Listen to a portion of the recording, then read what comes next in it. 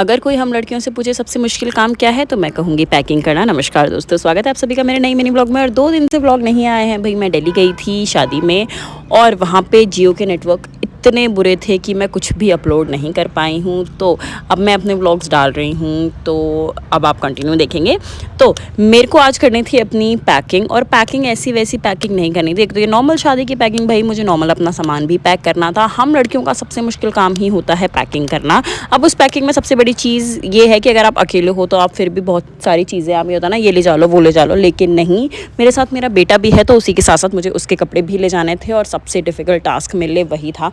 देखो, सबसे पहली बारी आती है इस बड़े बैग की, और इस बड़े बैग में मैंने यूजुअली अपने सारे कोट्स, जैकेट्स वगैरह रखी हुई थी, कुछ साड़ी वगैरह भी मैंने पैक करी हुई थी, लेकिन इसमें और भी कपड़े पैक करने थे।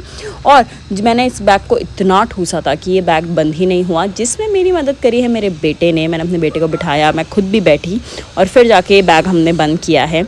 और उसी के बाद ये था मेरा पहला बैग। अब आपको विश्वास नहीं होगा, लिटरली मेरे ऑलमोस्ट 7 बैग्स हो गए थे। मतलब आई गेस 5 मेरे बैग थे, 2 मेरे बेटे के, और जिसमें बर्फ़ी भी इंक्लूडेड है। अब बारी थी मेरे सेकंड बैग की। और मैं जो चीज़ें मैं इसलिए बैग पैक करती जाए ताकि वो मैं गाड़ी में भी सेटल करती रहूँ। मतलब मैं बैग पैक करती जा रही हूँ।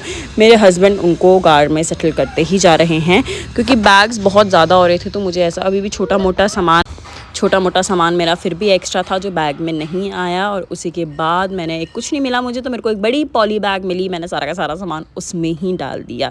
भाई लिटरली कमरा बिल्कुल मैस हो गया था। मेरे हस्बैंड मुझे कह रहे थे तू कब तक करेगी ये, और सुबह हमें जल्दी निकलना था, तो इसीलिए मुझे एनी हाउ ये रात को ही पैक करना था।